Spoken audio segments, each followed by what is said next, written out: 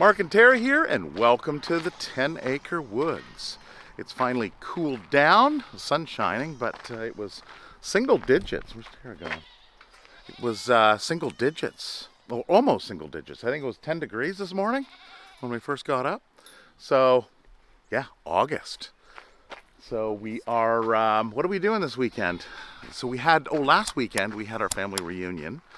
So that went off really well. We had, we were expecting about 60 people. I think we got about 40, 45 people that showed up. And we fit them all in our living room kitchen for 3 meals. So Tara moved, was it 4 meals? Tara had moved around a bunch of the tables that we use for crafting. She's collected tables and chairs over the years. And she moved a bunch of stuff around, so it was one big wide open space. So it worked pretty good. And then we came out here and we had a bonfire. There was a few people, I don't know, maybe 12, 15 people that stuck around later that night. We sat around, had a fire. It was just good to see everybody again. It's been a number of years, and yeah, it's good to reach out to family, and we decided to just reach out and say, hey, let's just get together. This happened last year. You need to be an instigator on that to say, let's do it and organize something. And it went off great. And then we've got, I think I showed this last video. You can see the McKeen here, which is our family name. So Tara planted that in wheat. It's still there. The M is kind of losing half of it, but yeah, so that's that. It was good. So now we get out to feeding these guys. Morning. We were working over at our son's place yesterday, doing some chipping, getting rid of some branches, and today we're going to take down not this building here, but there's another one almost identical to it. I think it's a little bit higher. It's down at the barn. So we're going to take that down, probably use it as a woodshed. The whole front of it is open. So that's today's task. I won't be able to record that. Maybe I'll show some spots of it in next week's video. And it's going to be a challenge. Tara wants to move the whole thing by putting wheels on it and rolling it down the road, but I don't think that's going to happen. And hey, so we had a few hands last weekend for the 300 bales of hay, the second load. And that went actually pretty good because we had my brother, sister, my sister's two kids. And we probably unloaded it, I think it was about half an hour, wasn't it? 31 minutes. 31 minutes, yeah. Well, it took me another hour and a half to get the leftover into the barn. Yeah. So the unload was 31 minutes. We are loaded for winter. So it's inevitable. Winter's going to happen. You look back and you go, wow, summer's done. So we've got all of this here now full. Yeah, that's how Levi scratched his nose. Yeah, so he has a little scratch on his nose. There was some hay sitting right here. So it goes through here. Oh, here. Oh. I cut it on the wire. Ah, yes. Little toot. Yeah. Well, yesterday I came in here and he had his head rested right here, as if to say, please serve me. It's at the bar. Yeah. So, all right. So these guys are done. And we'll come out and we'll let these guys, we'll open up that gate once everything's done. Bailey has decided to dig her way out. Yes. Well, because Bailey you had in the nursery. Bailey was in the barn, and then we were testing her with hands-on, and she is a biter.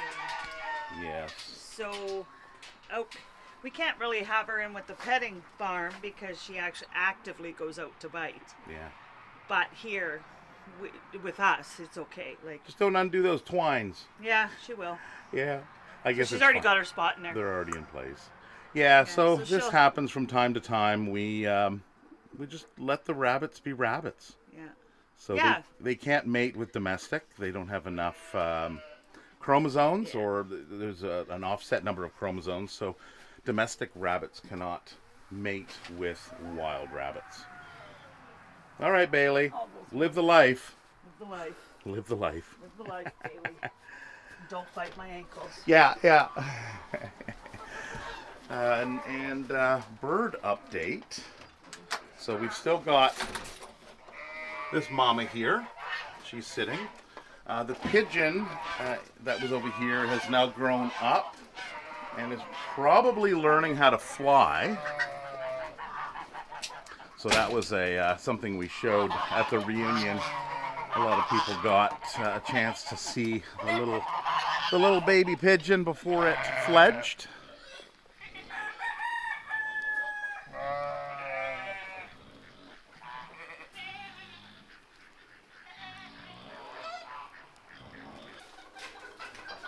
Tinker and Petunia's meals.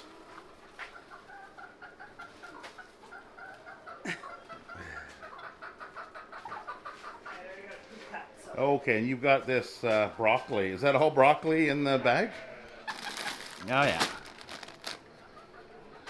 So Tara's separated. Oh, she's already left me.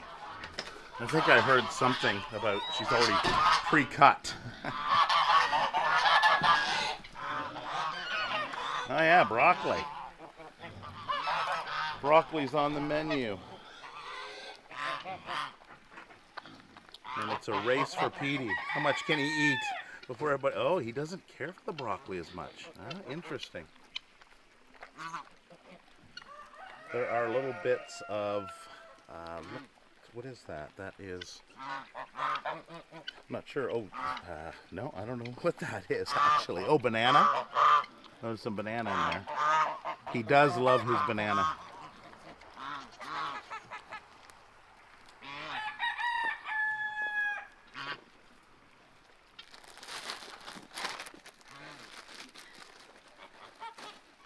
I think broccoli is their least favorite.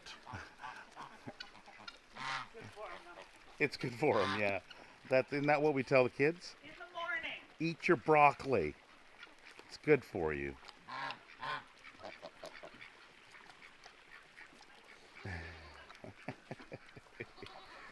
Oh, the girls are out.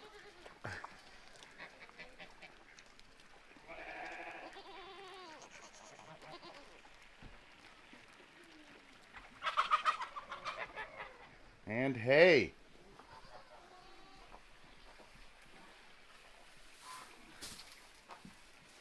Yeah, the hay eaters. Yeah.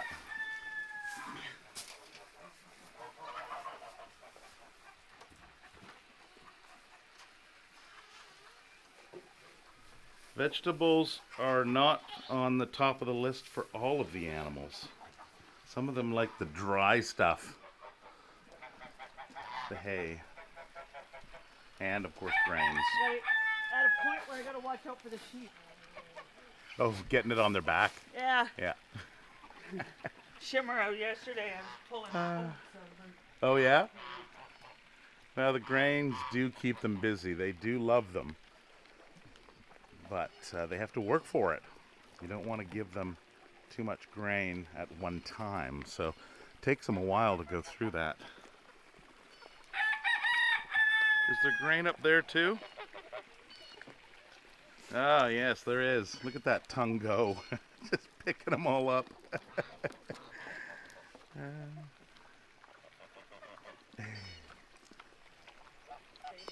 Yeah. She's usually the one that jumps up on there. Good morning, Barry. Good morning. Yep, Mama's coming with some fruits and veggies and grain.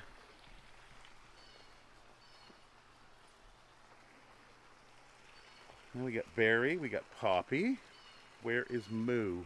Oh, here she is.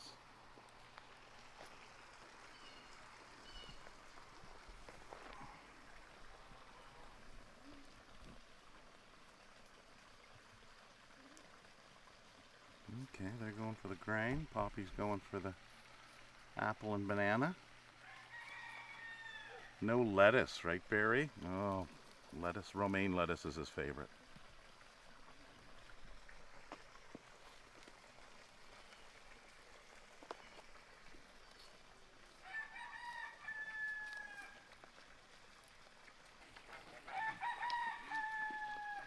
Sheldon, you got some grains on you. Yeah. Mummy got you, didn't she? And Charlie.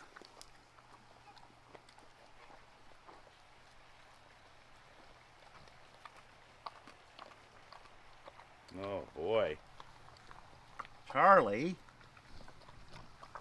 He says, I'm busy. Don't bother me when I'm eating. Yeah, he's not fond of the broccoli either. Yeah, he's just skimming by it. Oh, that's good.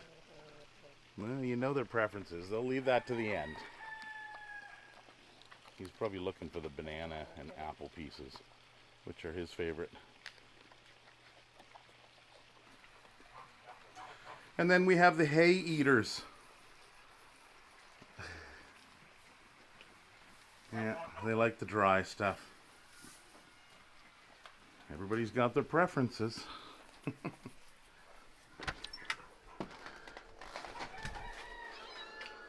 Okay, prepping for tomorrow? Yeah. What's on the menu for tomorrow?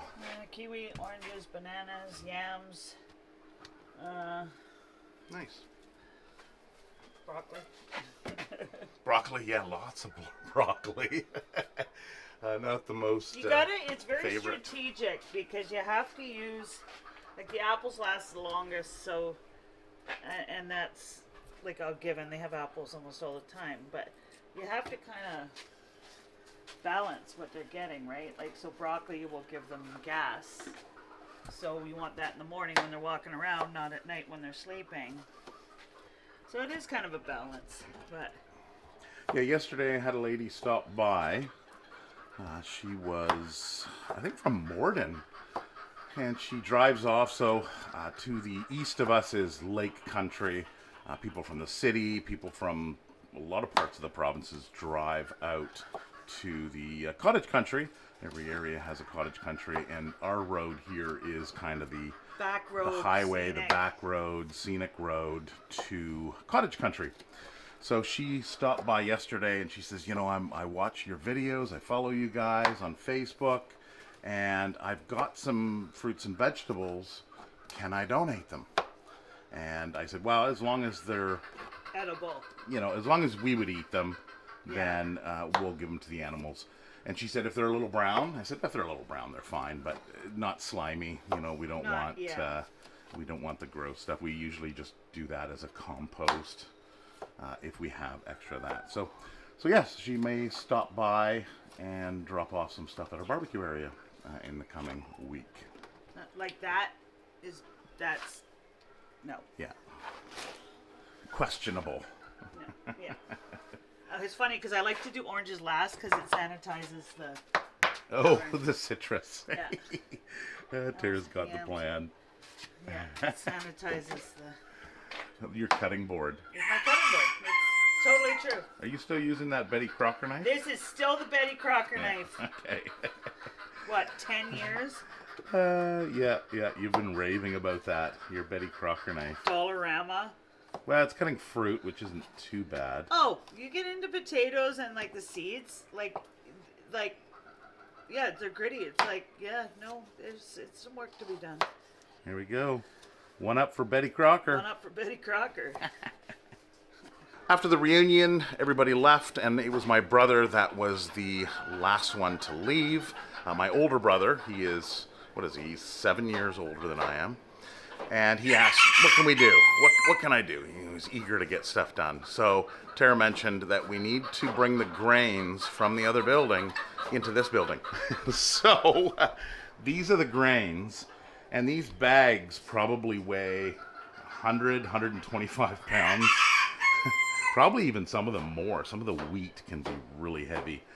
So we spent, I don't know what it was, probably about half an hour, 45 minutes or so, bringing these in. And yeah, he got a good workout. So I don't know if I caught anything on the cameras. I've got 2 cameras here. I should check that and see what I caught.